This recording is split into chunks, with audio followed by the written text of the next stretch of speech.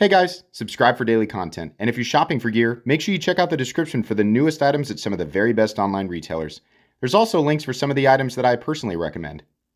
Thanks! What's going on YouTube? Metal Complex here, and today I've got another short little unboxing video to share with you guys. Something from Custom Knife Factory. Really exciting. I legitimately forgot that I pre-ordered this.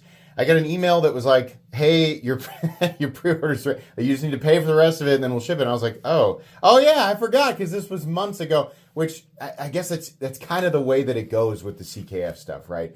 But anyways, I thought, yes, this is definitely something I want to go ahead and pay off. I want to get it here because I'm excited about it. And I want to let you guys know I have already opened this up because it came in super late on a Friday before I was about to do a live stream. I thought, well, I want to include it there. So this is not a first experience for me. It will be for some of you, but I'm just gonna do a little show and tell today. No review or anything like that, just a little show and tell. Thanks so much to my patrons for supporting me. Make sure to follow me on Instagram. Make sure your notifications are turned on for the Metal Complex YouTube channel. So what CKF knife did I pre-order? I've got a bunch of CKF knives. I really like them. If you don't know, CKF knives are not made in Russia.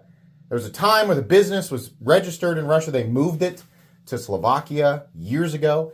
The vast majority of the work is done by Kevin John, the OEM Kevin John.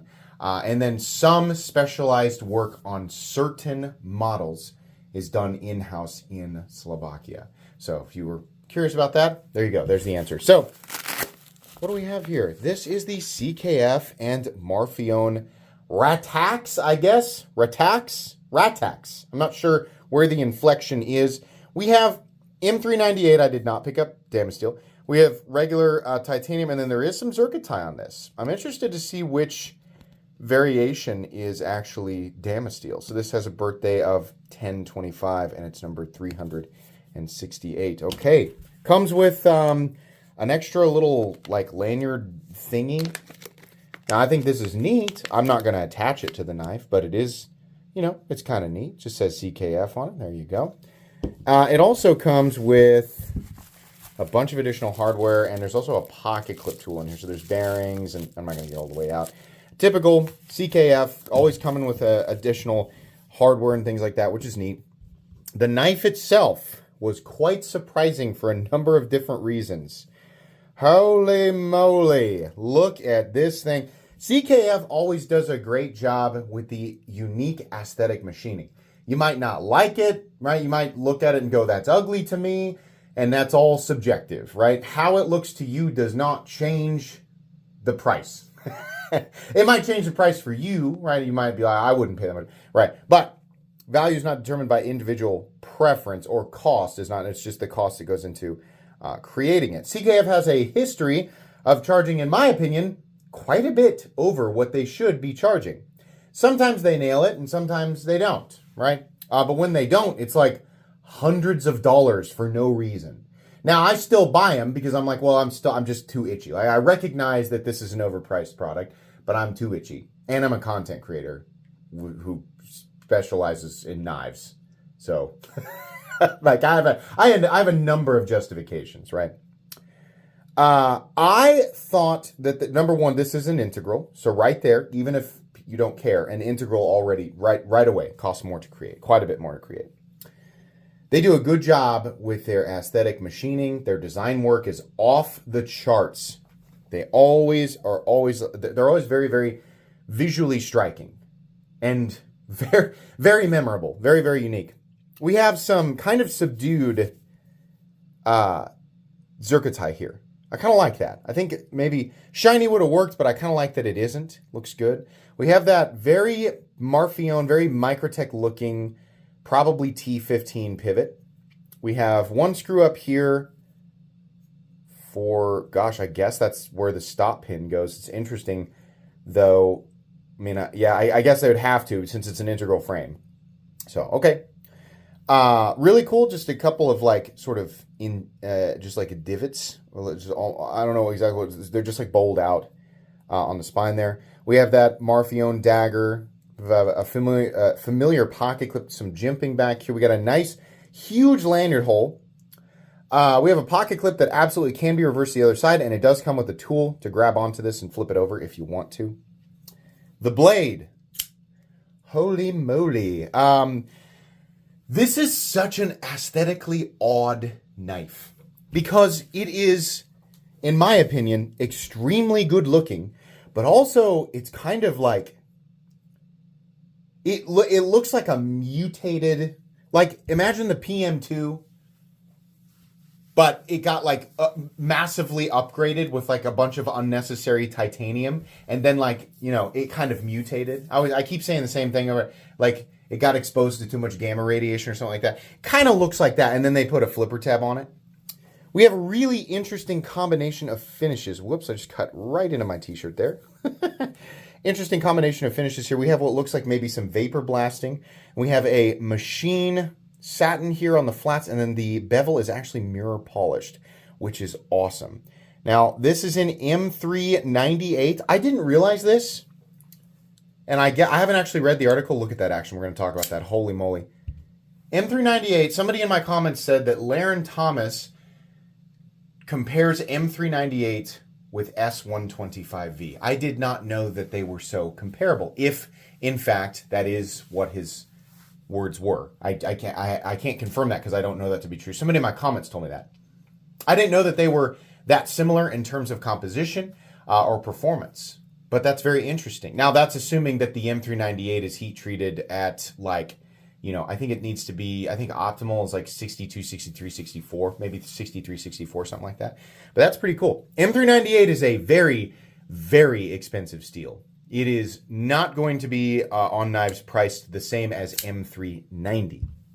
M398 on its own is just a very, very expensive material, let alone the much more prominent costs of turning it into a blade like this and then including it on a titanium integral frame with some zircotite.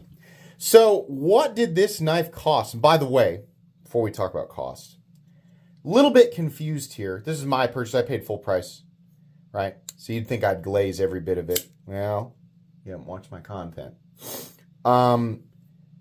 Access to the lock bar, good. Absolutely no cutout whatsoever. Like no scalloping or no, like they made no effort to give you any comfort for your thumb. Now, it's not like, oh my God, it hurts, it's so terrible to engage with. No, but like, geez, I mean, what the heck? Just a little soft spot right here would have been really nice. I don't know why they didn't do that. It legitimately looks like they forgot to do it. Just weird. No double clutch though. And the lock bar tension isn't crazy, so it's not really that irritating. The action though, my God. I love CKF knives. I own many. I think their action has always been good. This is spectacular. Really, really something special. I'll get you guys a look here. I said I wasn't going to get these out. Get you guys a look at the bearings. Pretty aggressive. Pretty cool. You also have a little... I didn't notice this the first time we got to get this out. It looks like a little spike, like a little Marfione attitude adjuster. Are these stapled together? I hate that. I hate it. Do not staple my bag. The little Marfione attitude adjuster here, I'll just dump it out. I do appreciate all the additional hardware. It's really nice. Oh, is it not? It's in this one. I'm sorry. It's where you would attach to that little thing behind the pocket clip if you just really, really want to be aggressive. I don't love stuff like this because it looks like the knife is like mid dump, right? So you're like, you've got this like thing sticking out the back end, but it does, you know, kind of complete that very aggressive, wicked looking theme. This is these little super angry, detailed little, like, it's not really a glass spray, it's more of a self-defense kind of thing, but there's, it's so distinctly Marfione.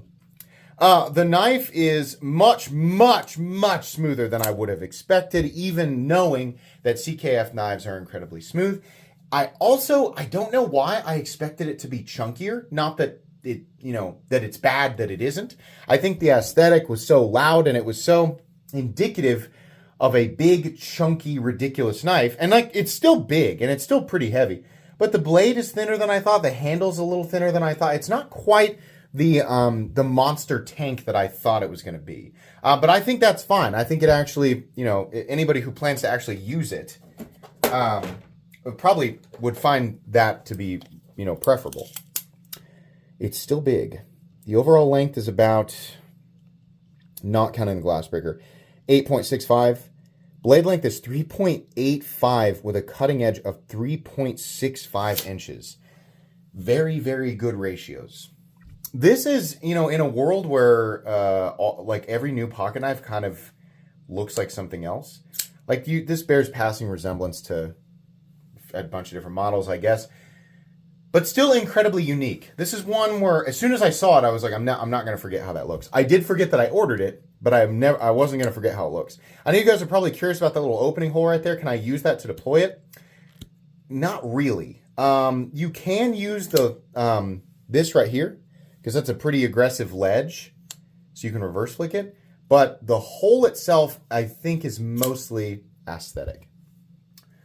Very cool knife. I am glad I purchased it. How about that price tag? Because CKF loves to just kind of charge you whatever they feel like charging. That's what it feels like. As somebody who does and will continue to buy CKF products and is completely and totally aware, you don't have to feel bad for me, right? If you're like, well, why do you do it then if you know they're the price? Like, you got, number one, the way that the channels run, like it's a tax write-off, right? And if you didn't know that, like I have no problem telling you guys that. Number two, I generate enormous amounts of ad revenue back by uploading the content, which is how I am able to do this and collect knives and make this my full-time job. If you did not know that, I've always been very, very clear about this. It has never been hidden.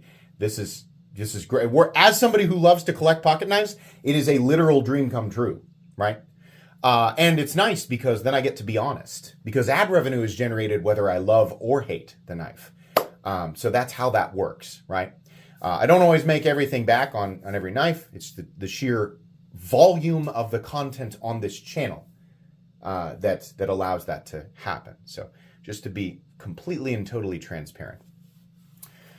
$645. Is that justified? Well, let's kind of break it down to what I usually say about Chinese integrals. Let's start with the base. It's a Chinese integral, okay? Is it a small integral? No, it is a big one. That is a lot. Milling a huge block of titanium with perfect tolerances, very, very expensive. Much more expensive than doing a two-piece sandwich construction.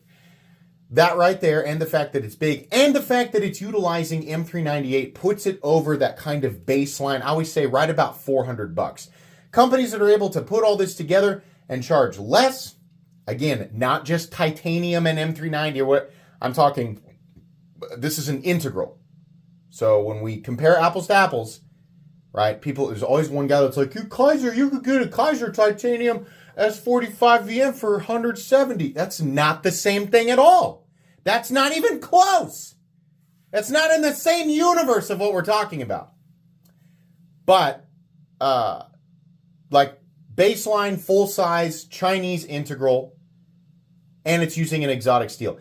Any company able to do all that and charge less than $400 is incredible. It is unbelievable. There's a reason we don't see that. You do see integrals that cost less than $400, but generally speaking, they tend to be substantially less involved in terms of the total amount of work that goes into creating it. They tend to be very, very simple, very straightforward, and that right there can explain why the cost is substantially lower. It doesn't take as much to create. Right around $400, right? So it's there, but it's quite a bit of it. It's $250 over that mark. Okay, so plus some additional value for using M398. But that's not my favorite steel metal complex. It doesn't matter because M398 simply does factually cost more to both purchase and then to grind and heat treat and all of that stuff. Do we have any additional elements here that would help justify that price tag? I'm just doing this, trying to be as factual as possible. The frame is not contoured, but there is a good additional amount of milling involved. And also with the blade. 3 different finishes, and it is an interesting and not simple blade shape, right? We also have a little bit of zircotite. $645, is it justified? I still don't think so. Now, I bought it, but I don't think so. I think that there's probably like over that $400 line. I'd say there's another 100 to 150 here, right? So 500 to 550, I think would have been a much more appropriate price tag. So why are they charging an additional 100 or so? I can tell you why, because Tony Marfione's name is on it. This didn't need to be a 15-minute. That's just a bonus. Like Marfione's getting at least $100 off of each one of these, right? Now, some people will say that only costs, made in China, it only costs $20 to make. Anybody who says that is wrong. And they also are blatantly, they have no idea. They have absolutely no idea what they're saying. And they're just outraged that an item as simple as a knife could cost this much, right? So if you're new, do not pay attention to these people. These people do not know, right? They have no idea. So my guess is, you know, it probably, like realistically, 500 to 550, I think would have been much more fair. But I bought it anyway, and I'm just letting you guys know. So if you're thinking like, hey, if this pops up at NC Blade, is it worth spending $650 on? If you got $650 burning a hole in your pocket and this is your favorite thing ever, then okay, yeah, it's really nice. But do I recommend that people buy this knife over other knives that are priced similarly? No, because I think that the price is a little bit too high. But I'm going to spend some more time with it, and we'll come back in a full-length review. I'm happy with it. I think it's super duper cool. It's just like a lot of other CKF products. It's just like, you know, it's expensive it's more expensive than it needs to be for seemingly no reason other than the fact that Tony Marfione's name is on it. That's going to be it today, guys. Please make sure to follow us. It's a mess. Make sure to follow me on Instagram at metal_complex. If you enjoyed this video, leave a like. If you'd like to check out my other content, I do, of course, have lots of videos of knives that are either expensive or inexpensive that I do or don't like. So check those out. And if you enjoy all my content, go ahead and click on that Metal Complex logo right there and subscribe because there's definitely more coming. Thanks again for watching, everybody, and have a great day.